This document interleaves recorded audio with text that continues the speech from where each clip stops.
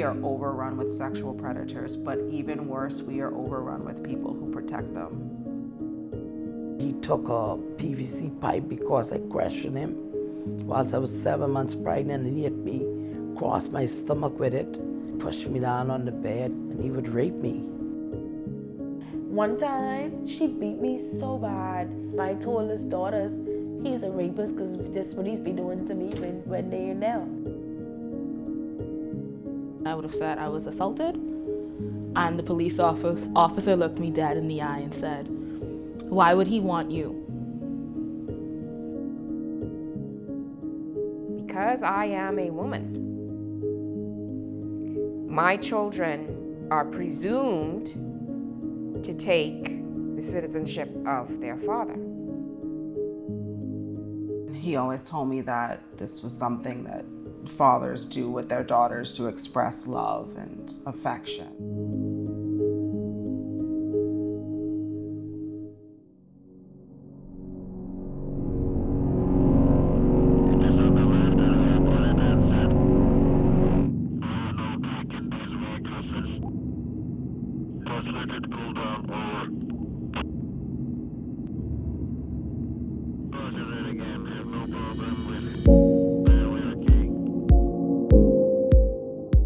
In 2015, when American astronaut Scott Kelly looked down from space and declared the Bahamas the most beautiful place from space, he was in fact reiterating what most of the world already knew.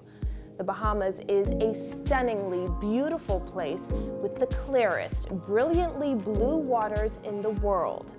This beauty has drawn millions of tourists to its shores, but most visitors rarely think of the people that serve them, the ones outside the cloistered resorts and cruise ships that call this place home. Perhaps we've helped to cultivate this illusion. Not many people realize that Bahamians have outperformed the country's size of 400,000 people on the world stage. We are ranked #1 in the world for the number of Olympic gold medals our athletes possess per capita. Though the size of a small city in the US, multiple Bahamians suit up in the NBA and Major League Baseball and have done so for decades. Our writers, artists, poets, actors, filmmakers, and models are world-renowned, and we've produced brilliant academic professionals who lead major research institutions and are at the forefront of their fields. By any yardstick, our beautiful little country is world-class in many areas, except one. When it comes to the full rights of women as citizens and human beings, the country's beauty fades. Bahamian women do not possess equal rights under law. They do not possess the automatic right to pass their citizenship on to their children. If in a marriage, all rights pass on to their husband. She cannot make a major decision regarding her body without his consent. Sexual abuse, from childhood to adulthood, inside and outside marriage, is rampant.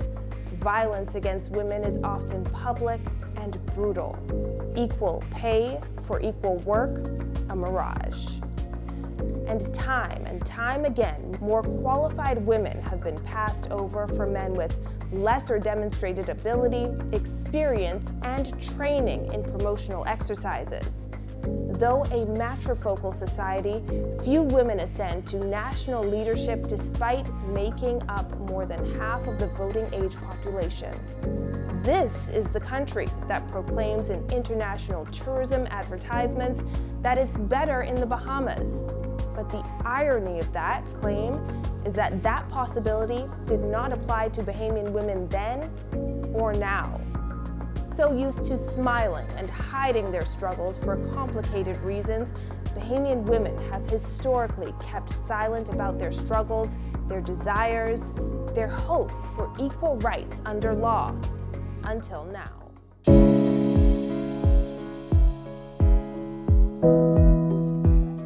Gender equality is when people of all genders have equal rights, responsibilities, and opportunities. Under the United Nations, there are 10 human rights treaty bodies. CEDAW, the Committee on the Elimination of Discrimination Against Women, deals specifically with the rights of women. CEDAW monitors the advancement of women's human rights in health, the legal framework, gender-based violence against women, and family relations around the world, and the compliance of each country to this treaty. In 1993, the Bahamas was one of 189 countries that signed the CEDAW Treaty, vowing to grant equal rights to women. But the very Constitution of the Bahamas continues to discriminate against women. In order to change this, a majority vote in a constitutional referendum is required. 30 years later, and after 2 referenda in which the majority voted no, the Constitution remains unchanged, and no legislation has been enacted to ensure equal rights for Bahamian women. The CEDAW Committee, which reviews countries' progress and makes recommendations for their compliance with the Convention, has 23 members from around the world. Bahamian lawyer, poet, filmmaker, and human and gender rights activist Marian Bethel is one of them. I think that the referenda, both referenda, have been a catastrophe for various reasons. I think leadership is everything. Leadership in any country is everything, and it takes a political will to make something happen. I don't think either administration, because in 2009 it would have been the Free National Movement administration, in 2016 it would have been the PLP. Neither really had the political will, in my opinion. Neither were committed in a really substantive and authentic way to this issue of gender equality. There was not enough public education. People didn't understand what they were voting for. And then what happened at last minute is that we also got the church involved with an agenda that they felt that the referendum was making a certain statement, so they came and muddied the water even further, and people then were not able to vote on the policy or the question at hand. They were voting based on emotion. How do you get Bahamian women who are working class to believe this is even an issue that's important to them, right? How do you construct this in such a way that say, well, this is actually something we should fight for? If every other or half or even a third of Bahamian women, white, black, rich, poor, working class, college educated and not, get in the street and say, we want this now, they'll have it. Women have been the backbone of this country since time immemorial. We were part of the majority rule movement. We fought for the suffrage for women and for men. We've been on the front lines with political parties since the 40s and 50s. We're the backbone of the churches. We're the backbones of the political parties, our families. For God's sake, just morally, domestically, we are entitled to correct the problem that was done in 1972, 1973 when the Constitution was made. It's unfathomable how that happened.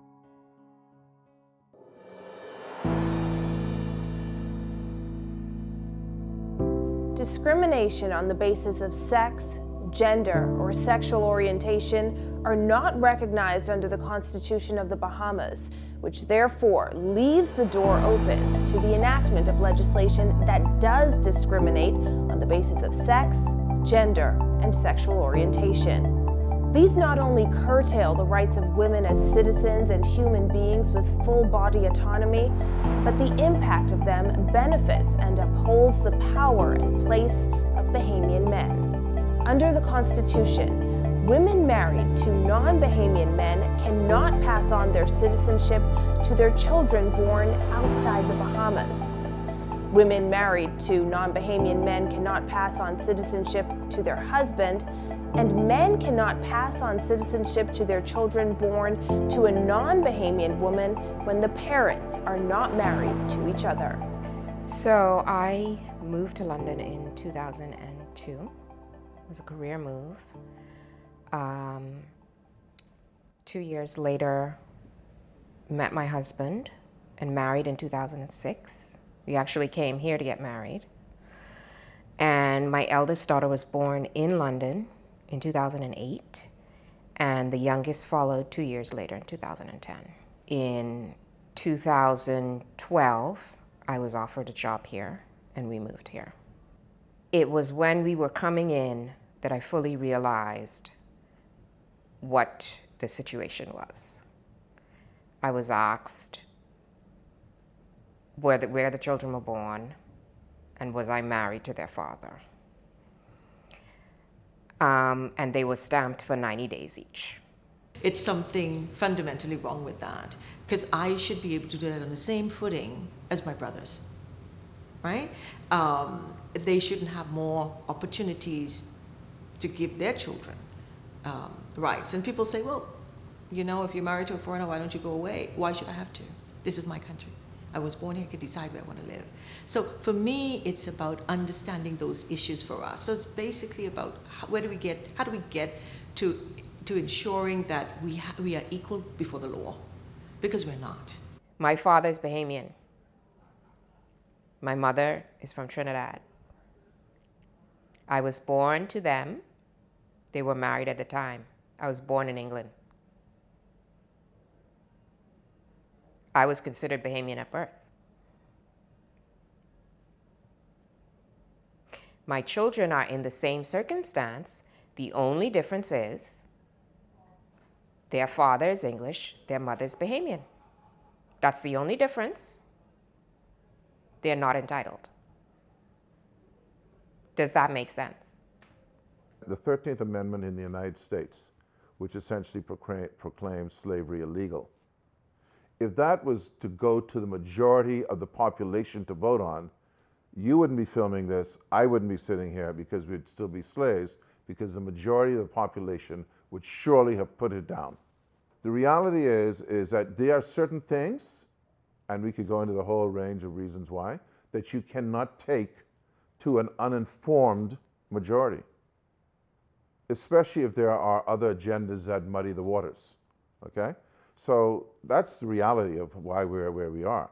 We are one of the few countries where the bestowing of rights are left to the people, to the majority of the people, okay? Most places, including the United States, including Britain, it's left to the legislature. They don't go to the people to decide. They decide that amongst themselves, amongst the legislature. That's why you select these people. But what you're saying to me is, because I am a woman, because I carry X and Y chromosomes, my children are presumed to take the citizenship of their father. That's counterintuitive to me. I don't understand it. While the passage of legislation does not automatically translate to improved conditions or better policies and systems to aggressively enforce new laws for Bahamian women, what the passage of new legislation does represent is a great place to start achieving gender equality in the Bahamas.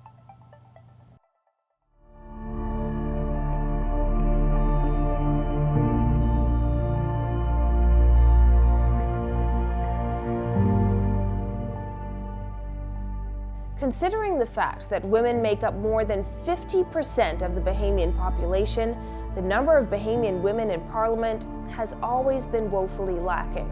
Presently, there are 7 female members of Parliament out of a total of 39. Roughly 21% of our government are women who represent more than 50% of the population, and the current group is the largest representation of women in Parliament since the 1990s. We know that in high school and also in terms of the tertiary level education that we have, women are really outperforming men, and we have 70-80% of the graduates being women, which is perfect, which is awesome, and I think we've done well in education. But that doesn't translate to leadership. Why do you have 13% of women in the parliament? You know, what happened to that? Why are women discouraged or not encouraged, or somehow feeling that that is not a space for them to be in? We should have at least 30% women represented in Parliament or in Senate. And so we are very strong advocates of this. We are lobbying with various political parties, saying, listen, we women need a voice. We have something to say And a lot of times this means helping to change the legislation and the constitutions of parties. The thing is, what I've found is we offer a lot of lip service, but when it comes to saying, no, we need 30%, women are 55% of the electorate, and we are not even represented in Parliament. Men are believed to be more rational, more sober, more temperate, and therefore better in leadership positions. Women want men to lead them, I find, often, not other women. So women participate in their own oppression. And so those cultural things are pretty hard to shake. So despite this disproportionate, this asymmetry between males and females in terms of higher education, that's not translating into who sits at the highest seat yet, right? So it might ultimately happen, but it hasn't happened yet. So you need to have women around the table who push against the status quo, who push them into trying, at least thinking about something differently, and who push on those issues of social justice. If you have all men at the table with the groupthink, all of them probably went to the same school or around the same schools and whatever, supporting each other in the same lodge and whatever else. You need someone to come and shake it up. But you need to have that change, and it needs to be critical mass. So one woman in the cabinet can't do it. It's like a drop of water in the ocean.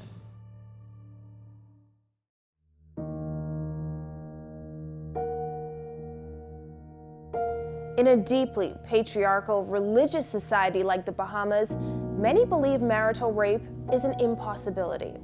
But a new University of the Bahamas study reveals that nearly 4,000 women have been raped by their husbands in the Bahamas, or 1 in every 12 women of the 1,700 women surveyed. And a recent push by women to amend the Sexual Offenses Act to include marital rape suggests otherwise. The amendment has faced vocal resistance. In the Bahamas, women do not have the right to say no to sex in a marriage. And if a man forces her to have sex, no matter how violent the act, she has no recourse under law. The marital rape exception was brought to the Bahamas hundreds of years ago with colonialization. And even though Britain abolished this law in 1992 and went further in enacting laws to protect women against marital rape. Independent since 1973 and supposedly post-colonial, the Bahamas continues to keep this antiquated law on the books, despite having signed on to at least 5 international human rights conventions that specifically condemn marital rape. The hypocrisy is stunning. Definitely a two-faced nation. The Bahamas still has not criminalized marital rape. Other countries, some countries like Trinidad, has criminalized marital rape. So we would ask the Bahamas, for example, to look at what Trinidad has done and to see how they might model legislation in that way, and what it would take to make that kind of progress. So very often we make recommendations based on regions, because clearly they may have the same kind of cultural and traditional kinds of aspects that would make sense. The opposition to the marital rape bill has found a lot of oxygen from the church, all right? So the church has been very conservative on this and has definitely been a part of why the marital rape law hasn't been passed. And it boils down to, I don't need to repeat I don't think I need to explain the theology behind this notion that men and women are one, and how, and women must comply and give themselves. But the reality, well, my reality is that both are obligated to each other, but also that you don't get to not be a human with rights because you got married. It's not logical, right? It's just basically suiting an agenda of I believe that my wife is my property. okay? And therefore, I mean, that's in fact, that's what they say. I've heard many people in the Christian community say, basically, it's a contract, right? And once the contract's signed, it's mine. So how I can rape my tanks. I've heard ministers of government say it. I've heard all sorts of people say it. But it's not logical. If the issue is consent, whomever does not give consent is therefore raped. The argument about, well, you know, my wife could falsely accuse me, well, a stranger can falsely accuse you. As soon as you talk about marital rape, people say, well, how many women are experiencing this? How many women are being raped in marriage? We're not going to know, because how are they going to report it if it's not a crime? But even if we were to say, for argument's sake, that it's not really something that's happening, what does it mean that a woman can legally be raped by her husband? What does that mean about what we think about women? Personhood, ownership of our own bodies, ability to make our own decisions, and the actual function of marriage. Does it benefit women or does it harm us? You know, so there's a lot that you can dig into when you really think about the law, the way it's written, and our comfort with it. We don't have discussions of marital murder or marital theft, you know, it's just theft.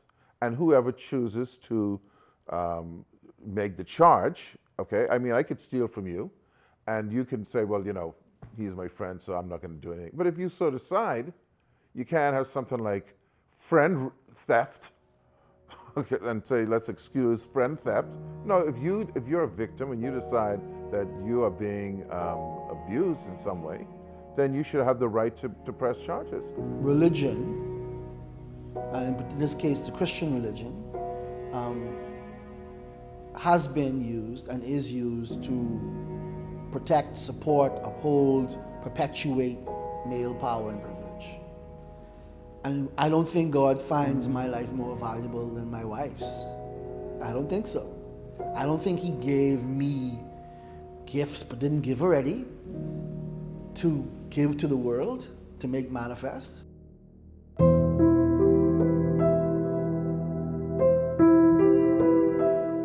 Marital rape is only one aspect of the system of gender-based violence perpetuated against women in the Bahamas without legal recourse.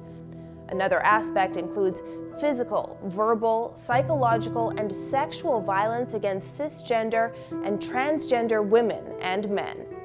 Under CEDAW and other human rights treaties, transgender women in particular are a part of the CEDAW Convention. In other words, when the Bahamas came before CEDAW, this was part of the conversation, right? So civil society brought it forward that transgender women were being abused and their rights were being violated. So the discussion took place in Geneva at this time. And so it is on the radar, certainly at that human rights level. Now, is it on the radar domestically? I think it's probably in spurts. I don't think it has a consistent profile. But the point I'm trying to make is because it was brought up at the human rights level in Geneva, the government then ought to come back and address the problem through the Department of Gender and Family Affairs. That is the machinery that is supposed to advocate for the rights of transgender women. As long as you don't push your will on someone else, then where's the harm, man? Does me knowing, let's say I'm a Christian person, the fact that I know that transgenders exist, does that condemn me to hell because I know they exist? I know people who are drinking. Because I know people who are drinking, is it my job as a Christian to stop them from drinking? By the way, they take wine in church. Is it my job to stop them from drinking? Otherwise, I will go to hell? In 1990, the World Health Organization released a report that said the Bahamas has the third highest prevalence of a condition that may result in intersex births. And we have tons of anecdotal evidence of unusually high numbers of intersex births and trans people in a particular part of the region that we're in, including the Dominican Republic, the Bahamas, and I think and Haiti, right? Science is telling you that this number may be far higher than you think it is. And you're still prepared to go forward with a legal exercise that will result in not just the legal invisibilization of these people, but it will result in a more hostile social, political, and public governance landscape for these people. When we talk about women, we're thinking that women are homogeneous, and we're not. Women occupy different intersections of life, and so there's the marital status, which you can be married or not married. You can be lesbian, bisexual, gay, transgender, intersex. I mean, they're just different. Women with disabilities, all right, migrant women, asylum seekers who come here, older women. All of this is supposed to be under the panoply of CEDAW. So it's just not one woman who is to be advantaged, or one kind of woman, you know. In our Constitution, we see we have color, race, creed, religion, but we don't have sexual orientation or gender identity. And that is the fight that we're doing. That's the advocacy work that we're doing on the ground to let decision makers and policy makers know we need to be included in these clauses, that we should be free from stigma, we should be free from discrimination, and we should be free from violence. As it is now, the reason why we have such an influx of migration of LGBTI Bahamian citizens into Canada and into the US is because these policies are in place.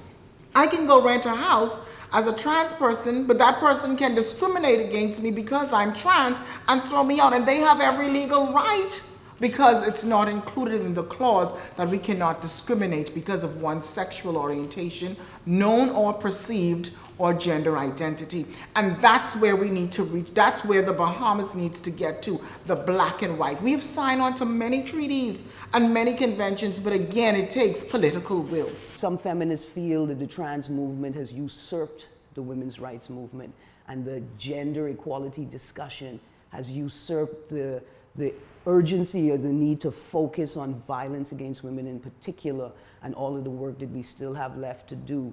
And those feminists don't see the struggles as being the same, not even mutually inclusive, but they are inherently the same struggle. And so then my focus is now on how do we curate this space? How do we create a safe space for this type of dialogue so that we can move forward? Because until we get to that space where we could move forward, we'll never have what we call gender equality in this country in particular. It is time for the rights that Erin is advocating for to be given. The time for women to have gotten equality was 30 years ago. We should be beyond that. You know, progressive societies are beyond that. They're not debating that issue. You see what I'm saying? And the problem is we're so late that now the two are happening at the same time in our country.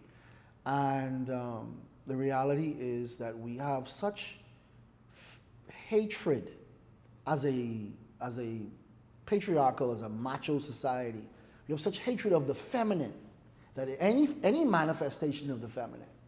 LGBTI citizens cannot be themselves or be free. And again, they would say, yeah, they could be free, ain't nobody killing them, ain't nobody doing nothing to them. But are they included in the policy? Do we have them in the 2030 agenda? Are they inclusive in the SDGs when it says no poverty? Where in this country most trans women live below the line of poverty? Where most LGBTI citizens who cannot put on the persona of a butch or a masculine character, not able to access a job because they will be known as a distraction to the company because of their flamboyancy or their bubbly personalities. But we can discriminate against them because it's not in our books.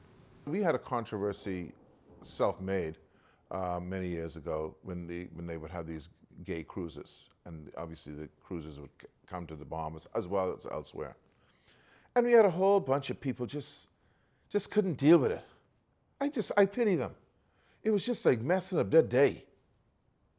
You know, like they hear the boat coming and they just whew, day off course, they can't figure it out, man. And I would say to myself, well, how does this impact them? So every day, I guess the guys would come off the boat, or girls, whoever, and they would be, just doing whatever they're doing and shopping and buying souvenirs. And then because of my mere exposure to this, the next day I say to my wife, I didn't need more like that. I think I go in male now. Is this what happens? Is this the impact of this? Because if it was, we'll all be, all of a sudden, every day, everyone changing. I did a lecture here a couple of years ago, and we were talking about LGBTI matters, and someone in the audience said to me, oh, I was at with my daughter at the mall, and we went to use the bathroom, and there was this butch woman, she came in there, and she shouldn't be in there. And, I didn't want my daughter to be exposed to that. I said, exposed to what? Someone coming to use the bathroom? Because, my first question is, did she say something to you or your daughter? No, but she was just looking all, I was like, why does that offend you? As black people, we forget. There was a time when they didn't want us to use their bathrooms. We couldn't use their bathrooms. We couldn't sit at their counters. We couldn't come and buy from their store at the front. We couldn't try on their shoes, right? Because our skin color. And we're saying, oh, but that's not an issue here, but we don't want those gay people here. It ought to be what you decide to do with your life as long as you are not violating other people's rights. There are a lot of LGBT people who seek asylum in other countries, largely Canada. There are others who might not seek asylum, but they go off to school and choose not to come back because they can live better, easier, safer lives in other locations. And they can't be blamed for that. Some people choose to stay and choose to work toward a better reality. Some people choose to stay and just keep their lives, their private lives, private as possible to protect themselves. But to live a full and happy life of dignity and freedom, it's not happening here.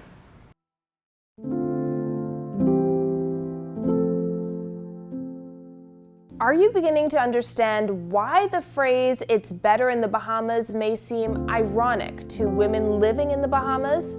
And there's more. While the Bahamas has the Employment Act, which states that there should be equal pay for men and women doing the same job, it's clear that's not the case. The United Nations Human Development Index report states the income disparity between Bahamian men and women was 32% in 2019.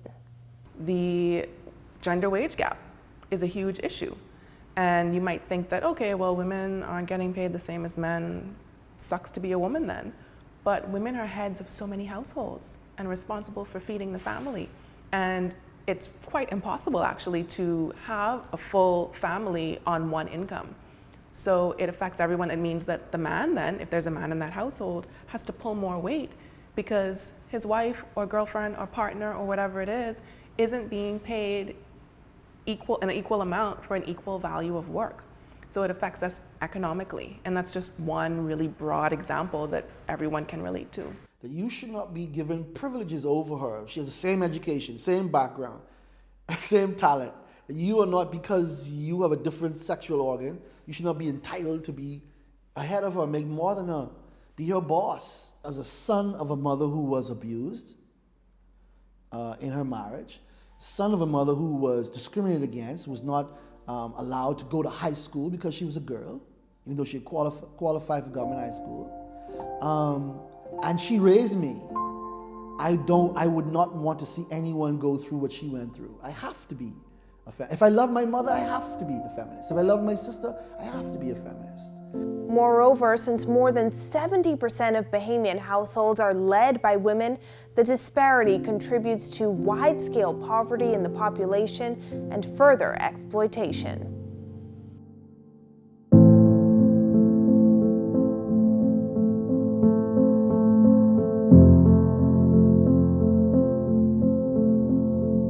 In February January 2022, the Gender-Based Violence National Discriminatory Law Review Forum revealed the Bahamas has the highest rate of female rape per capita in the Caribbean and indeed the world. Even more alarming is the fact that the Bahamas has held this infamous world title for the last 15 years since 2007.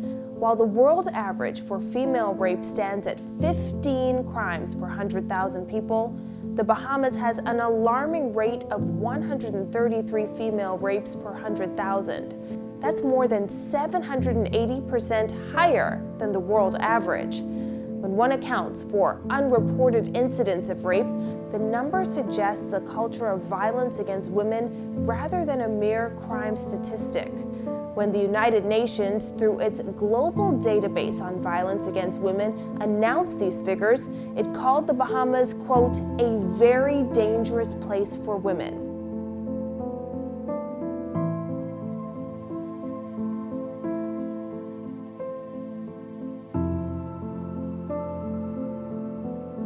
I heard this knock. I knew the person. He came inside and he pulled a knife on me and he raped me. And all I begged him to stop, he would not stop. The next few weeks was gonna been the heaviest, I believe, because the lady took me to the doctor and I was pregnant. And him and the lady discussed an abortion. And I was supposed to get an abortion that following Wednesday. My mother came and she said, not a thing like it. I ain't killed none of y'all. You ain't gonna kill this one. She said, you gonna bring it. So my mother stopped me from having the abortion.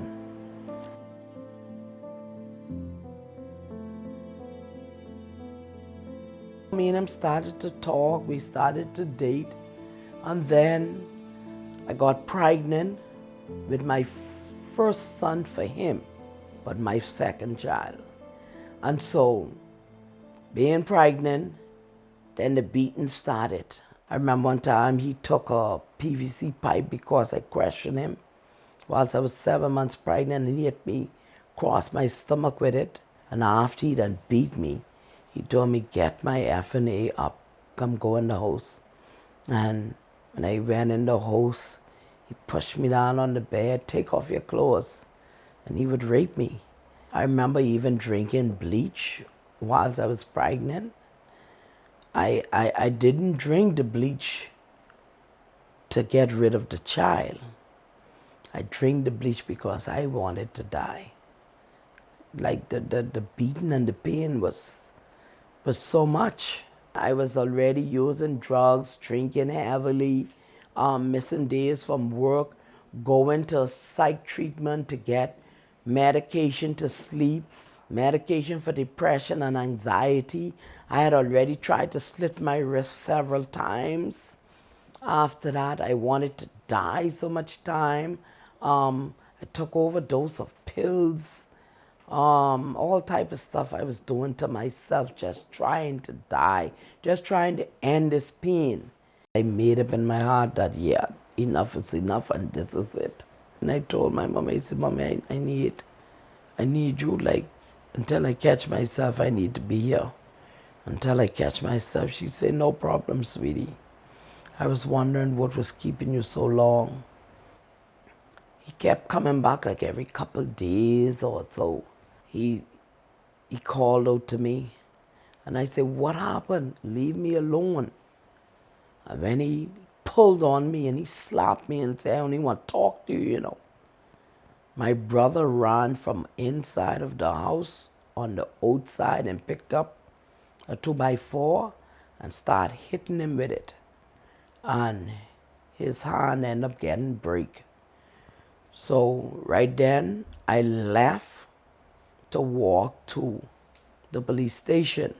So on my way to the police station, walking on Blue Road, this alleged officer stopped and say, where you going, young lady?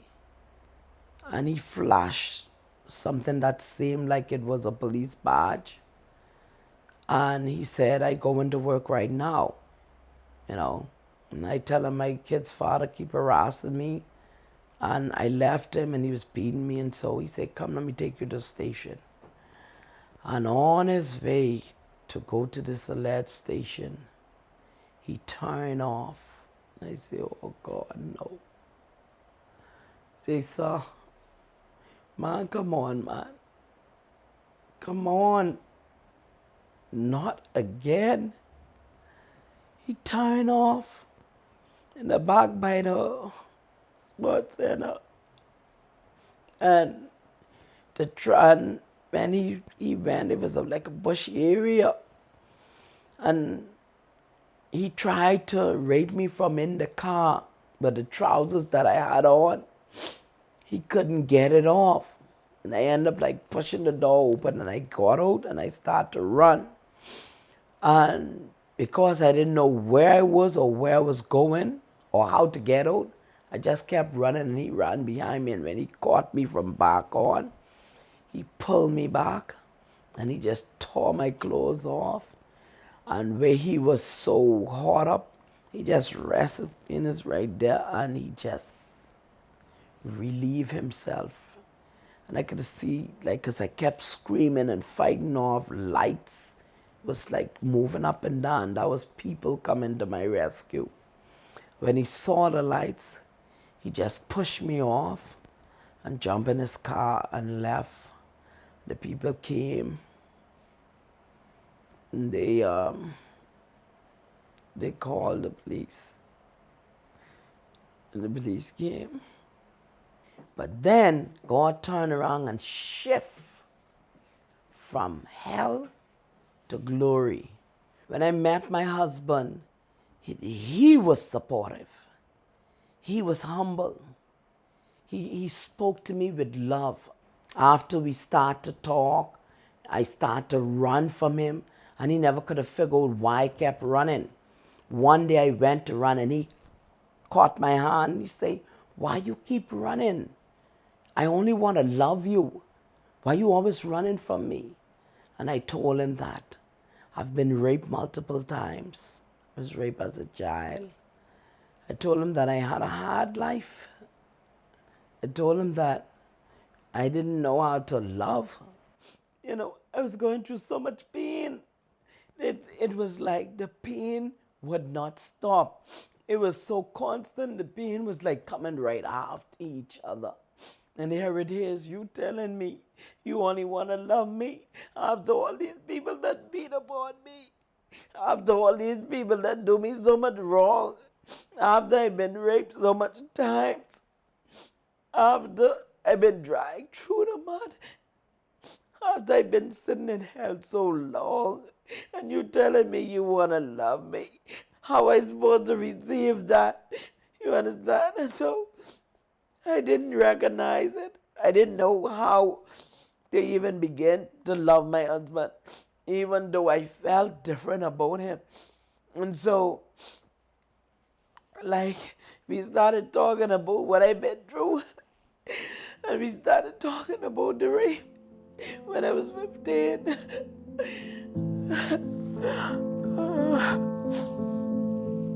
And my husband, like, he just hold me and he allowed me to cry. And he told me to cry. And I cried and I cried and I cried like never before. And that was the first time I felt some type of relief.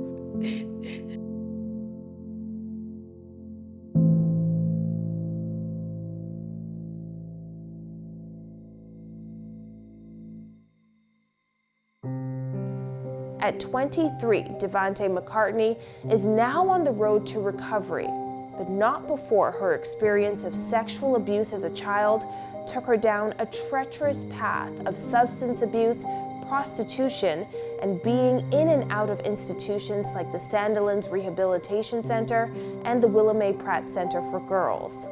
Starting at the tender age of 7, Devontae was repeatedly molested by her mother's boyfriend at the time. A few years later, at the age of 10, another of her mother's boyfriends would rape and molest Devontae while her mother worked.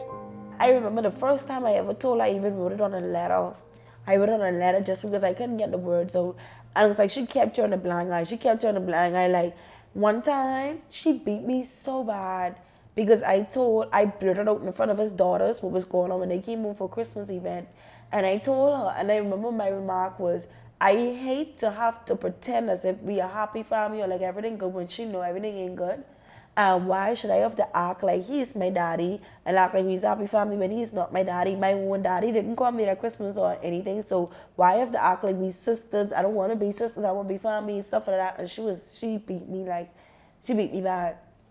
Yeah, and I told his daughters he's a rapist because that's what he's been doing to me when they in there. It's not like my mom didn't have any idea or like it was a shock. No, it was not. We were talking, and she said, you need to go and tell these people when we get there, everything what you been saying to me ain't no truth. As I said that just now, I almost felt the same reaction I felt the first time I ever heard my mommy say those words to me. And she said it again. She said, when we get there, you make sure to tell them whatever you was telling them ain't no truth. Because our family don't have no money to go pay for no lawyer and pay nobody to be dealing with these kind of things. I would feel like sometimes being high or being drunk, whatever, just the feeling, the substance feeling, used to take my mind off it. Like, I never wanted to think about the hurt she put me through. Like, just knowing I didn't have a mommy there to just like guide me. Like, worse when I would go to school and I see how other kids mom and nurture them. That was a part of my life where I could really say I had to step out and do a lot more things that I knew was not myself. I can't ever see myself going back to doing those things because I know that ain't me.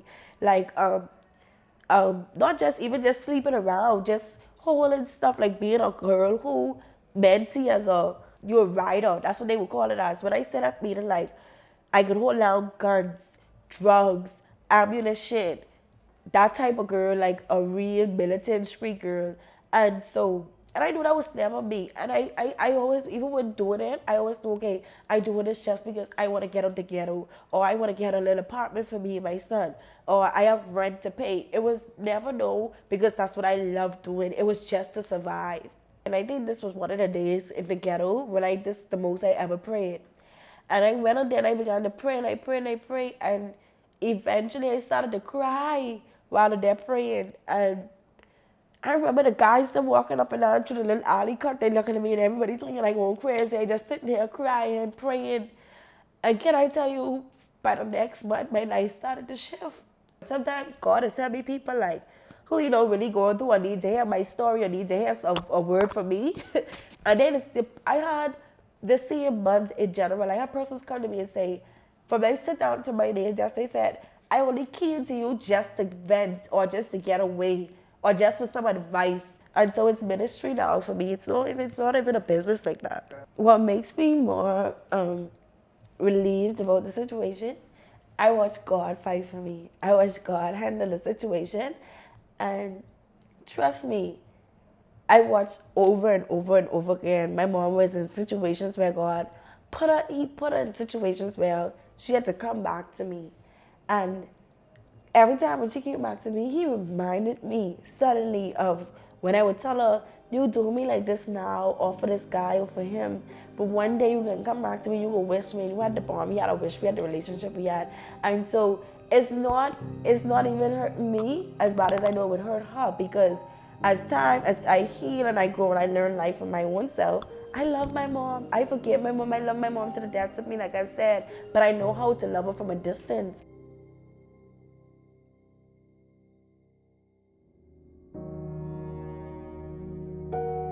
My first abuse memory began at the age of 7. My father was my abuser, well, one of my abusers. We were watching television, one of those big floor model TVs, the ones that sit right on the floor. And we were watching TV. I was sitting next to him. Our backs were up against the sofa. And he just started to rub my leg and then put his hands in my underwear and fondle me. And I didn't know, obviously, at that age that what he was doing wasn't right and wasn't okay. And as time went on, he always told me that this was something that fathers do with their daughters to express love and affection. And, you know, children always want to please adults, especially adults who are in authority over them. And I loved my father still at the time and always wanted his affection and attention. And so, you know, of course, the abuse escalated into rape when I was 10, and at 11, I told my mother about it for the first time. When I first told her, I was under the impression that she did not know what had been going on for the past 4 years at that time. I later found out that she did know, but initially when I went to her, she told me that she didn't believe me. And she didn't want me to come back to her about it again, but I did. A few months later, went back to her asking, begging, in fact, for help. And her response to me was very different, which told me that she did believe me. She told me that I'd have to put up with it until I turned 18 and could leave the house legally on my own. I went to the priest, the head priest at the time. He was an archdeacon. I grew up in an Anglican church, and I told him about what was going on. And he didn't doubt me at all. In fact, he called a meeting within less than 3 days for sure, between my mother and I was so happy because I thought, okay, now finally someone believes me, someone's going to help me. But his advice, if you can call it that, to me was to honor my father and my mother and to not make trouble anymore. At the age of 13, I was also raped by a minister in my church. That was covered up by the church, by the same priest who had told me prior, right, to not say anything. So they covered that up as well. At the age of 15, I attempted suicide. I overdosed on a bunch of Tylenol. So what happened was I was removed. I was put into Grace House, which is a part of the Grand Bahama Children's Home. The way that it worked was my mother was allowed to have visitation with me in the presence of a social worker only. And my father wasn't allowed to have contact with me at all, which was great for me. But this one particular day, I was at school, and my mother came to my school without a social worker, which she knew she was not supposed to do. And she told me that if my father went to prison, she was going to kill herself. And she said that her blood would have been on my hands. And she asked me, do you want your mother to die? And of course I didn't want her to die.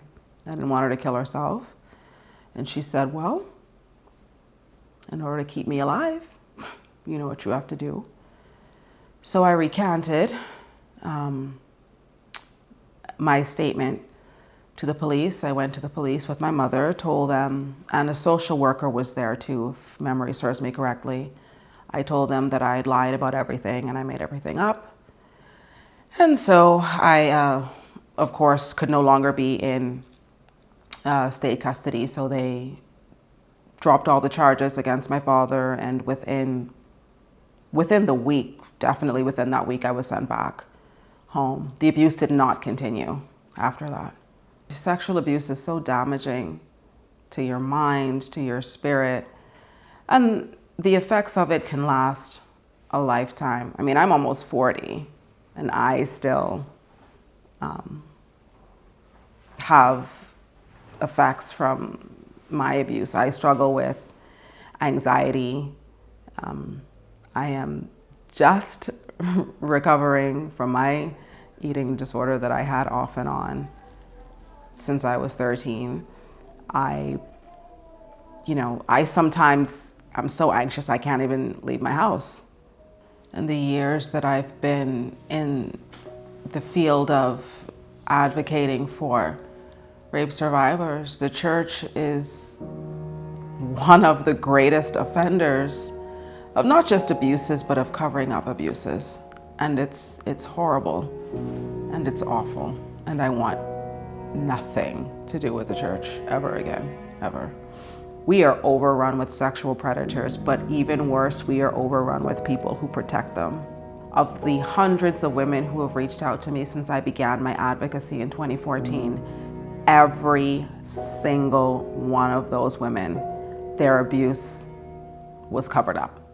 Every single one.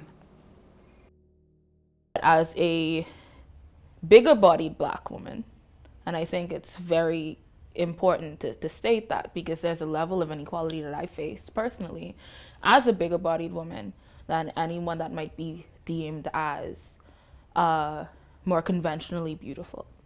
So I've had an instance where I would have been sexually assaulted, would have walked into the police station, and I would have said I was assaulted, and the police officer looked me dead in the eye and said, "Why would he want you?"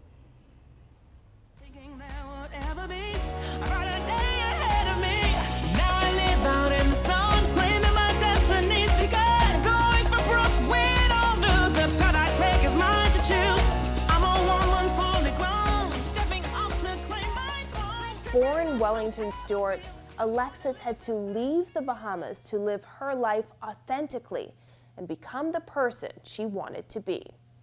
I don't think there is ever a time in my life that I did not feel different from my siblings, different from the kids in the neighborhood. It was difficult for me to give words to what it was I was feeling, but I just knew that from the very beginning that I'm just different from everyone else that I knew, and because of that, it fed a certain amount of insecurity, a certain amount of shyness. I found myself always keeping people at a distance for fear of criticism, for fear of judgment. You're growing up in a body that you don't feel belongs to you anymore, or that you have no control over completely.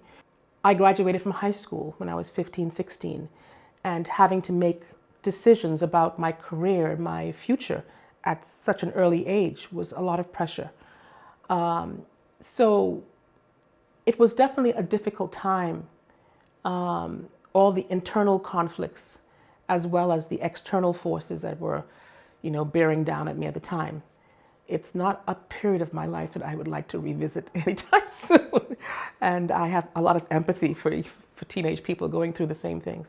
It was very clear for me, even at an early age, that in order to live my life to the fullest, I would have to move away, surround myself with people who understood the plans I had for my life, my desire for my career, and how I wanted to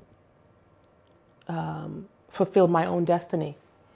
I also felt it was important to have a certain amount of separation from the people in my family, so that what I did and how I lived and my choices didn't reflect on them. They wouldn't be painted with the same brush, as they say, because of the choices that I've made. And so at the right time, I made that decision that after university, I would, as an adult, start living on my own and trying to make my own way in my own career and my own life. And that was hard.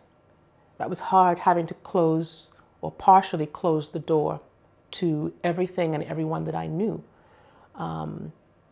But it was a necessary thing, I felt, for my mental health and survival and the whole works. Yeah.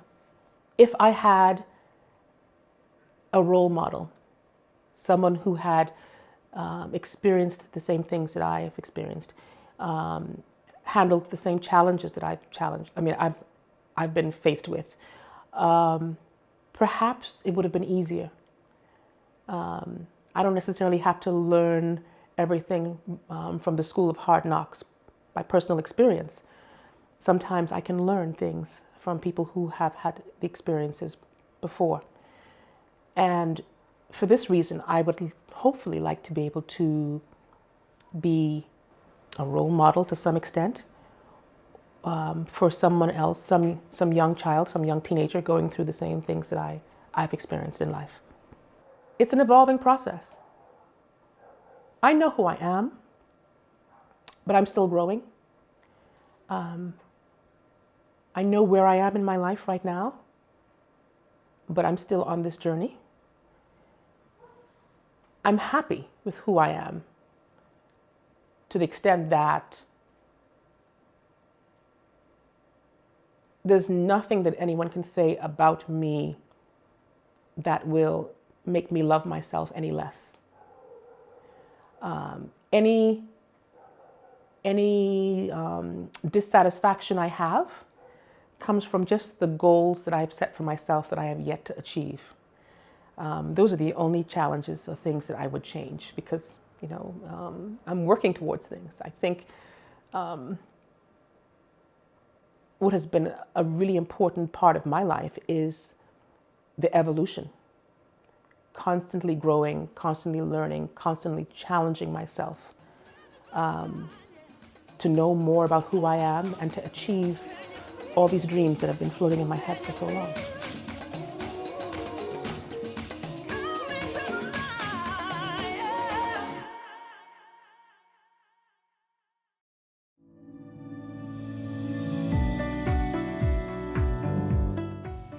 Like every other country struggling to embrace gender equality, the way forward for the Bahamas is complex and multifaceted.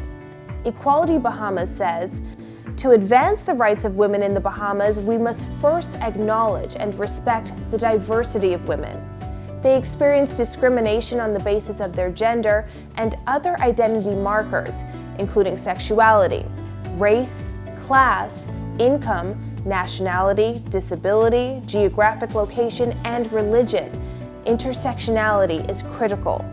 Equality Bahamas calls for feminist policymaking, putting people in situations of vulnerability at the center, responding to their needs, and increasing their access to resources, services, and opportunities as a matter of priority. Gender equality is not about party politics. It's about human rights. And we must not allow ourselves to be sidetracked by political tribalism that will only weaken us as a force. That's the legacy of the women's suffrage movement. They did exactly that. They eschewed the partisan politics and came together across party lines in the 40s and 50s. So, that's what's needed. I mean, that's what's needed for women's advocacy, is that we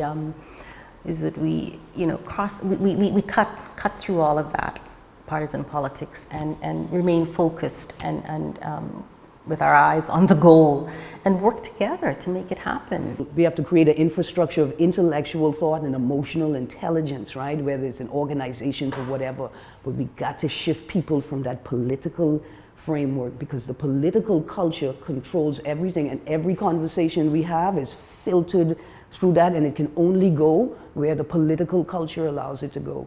We got to take that back. And when I say that, not destroy political culture, change it to cultures that feed us, that support us, and that can see the actual problems and drive us to the solutions. The reality is the influence of the church in all of the issues that we are dealing with has been what has stopped the progress. Okay? Marijuana laws, Sunday shopping, marital rape, the referendum on women's rights.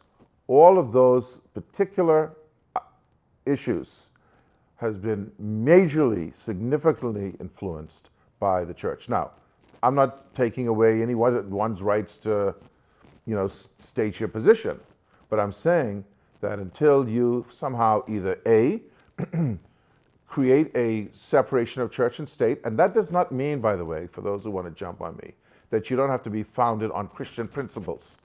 A Christian principle to me is just simply do unto others, which, by the way, if you were going to do unto others, you would not allow for things like marital rape or not having equal rights. We need to be more passionate about social change.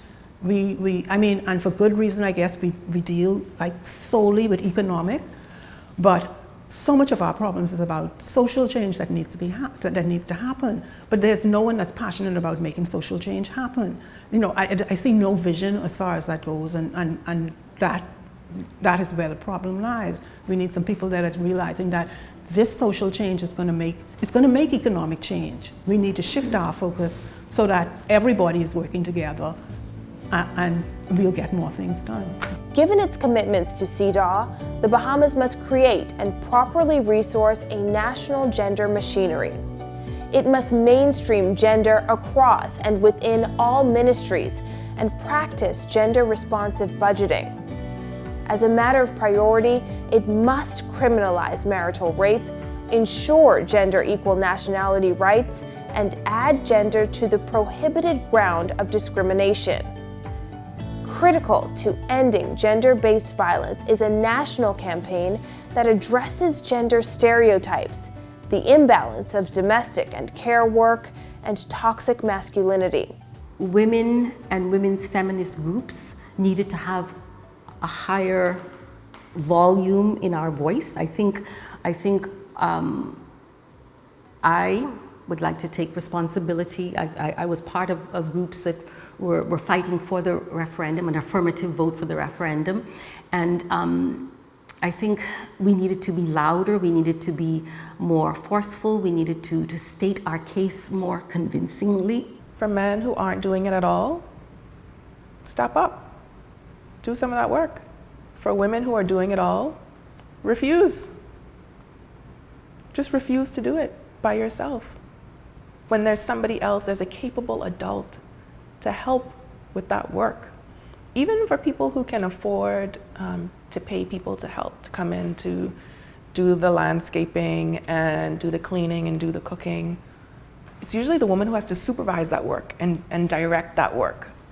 So there's a way that we can share that, and that would change so much about the way that we look at gender and we look at gender roles, which they're made up. We made them up. It would do so much to change the way that we see women and men and their roles, and to free up time. Because women are experiencing time poverty. And there's this idea that women's time is elastic. No matter what you add to a woman's list of things to do, she can keep doing it because this time could just keep being stretched and stretched and stretched, while men are not being stretched in the same way. So in the home, share that work, share that labor, that unpaid labor. This idea that women are secondary to men. The man is the head of the household. The woman follows the man. A man can't rape his wife. This patriarchy that we have here is so deeply ingrained. We're raising generations of people that also think that way. So does it stand a chance if you put it to the people again? Not right now. I think you have to legislate. How do we assign roles to men and women? How do we judge people based on what they're doing? How they're dressed, or if they wear their hair short or long, or if they're dark skin or light skin.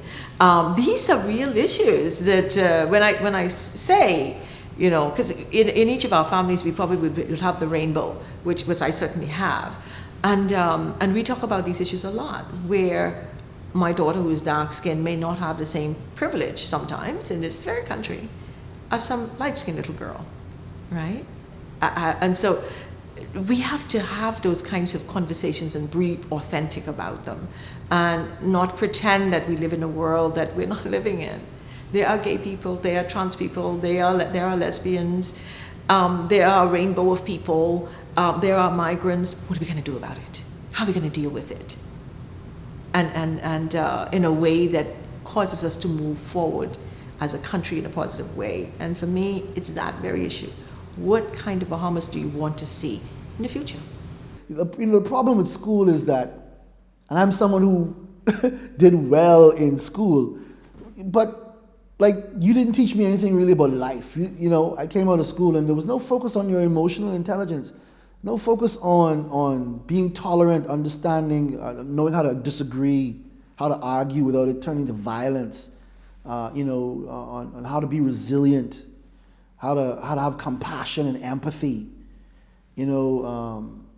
This issue again too about human emotions, your right to feel certain things. So for instance, vulnerability is not something that males are supposed to show or feel. That's crazy.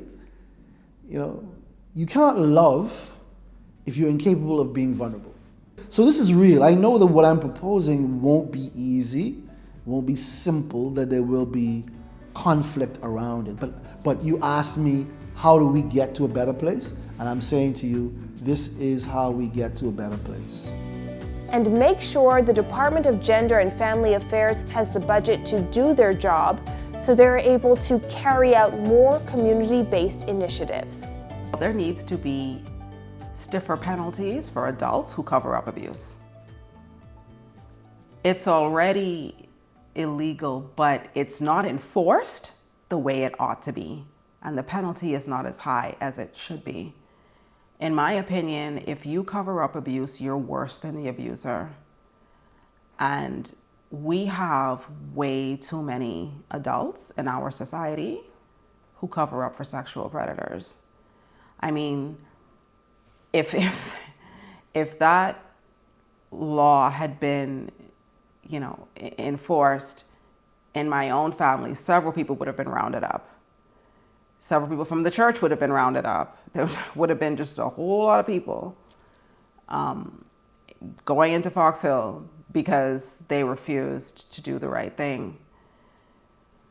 Also, we have to combat the mindset and the culture that fosters silence in this country, because when survivors come forward, they are either disbelieved or they are believed, but they're vilified and they're blamed for what has happened to them. That's why so many survivors don't want to come forward about, what has happened to them, because all of a sudden now your life becomes dissected. What did you do? What did you wear? What did you say? Where did you go?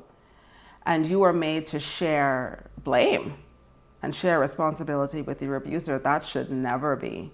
It starts with education and sensitization. For example, you can put laws and you can put policies, but it's still the mindsets of the Bahamian people or the citizens. For example, the Bahamas was the first country to decriminalize same-sex intimacy on our books in 1991. The Bahamas was the first in the region to do that. But yet we still have inequalities of discrimination. We still have acts of violence towards LGBTI people or people of that sexual orientation. So we can make laws and policy, but it takes the mindsets and it takes education and sensitization for communities to be able to display, to make the law of effect, to make it become life, and change people's characters and their attitudes towards inequalities. We're still educating and sensitizing people about LGBTI communities even after the referendum.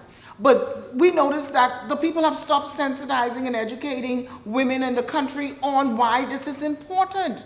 This is not a moment of education for a season because we got a check or a contract to educate. No, this should be an ongoing process for our country members, for citizens to understand the importance of the referendum and what was the importance and why it's important to have women's equality. LGBTI rights are human rights. And women's rights are human rights. And until we begin to educate our community and our citizenry on what is human rights, we will always go back to square one and we will always be the laughingstock of the world. It takes true education and sensitization on these issues continuously for our people to understand the way forward if we're going to progress here in the Commonwealth of the Bahamas. It starts in very small ways, these very little things that we can do to show that there is humanity in everybody that we need to respect, and there are rights that we need to protect. I will be silent no longer. That's what it takes. And the willingness to help shift another woman's crown, to help fix another woman's crown. Say, you know what? My sister's doing this. I'm gonna come alongside her. I'm gonna go and support her. Yes, we will go to Bay Street. Yes, we will go to Parliament Square and say, listen, we're coming together, and we're coming together in mass numbers because we are 50% of the electorate, and we will not be silent. There are women from all walks of life across the archipelago of the Bahamas who have been in the trenches fighting for our rights for decades. Some by their life experiences, some on the political stage, and some in community groups, and some in the church. Their actions screaming out for equal rights, falling on deaf ears. These are the heroes of the equal rights movement in the Bahamas. We cannot stop now. Let's continue the fight. Her smile, a mask that keeps her above. What was meant to break her desire only fuels her passion and fire. She's come to know her worth and walk in power. The strength of a woman, none can compare. The strength of a woman is felt everywhere. Through the hardest test, fighting for equality, she never rests. She's the one who does it all.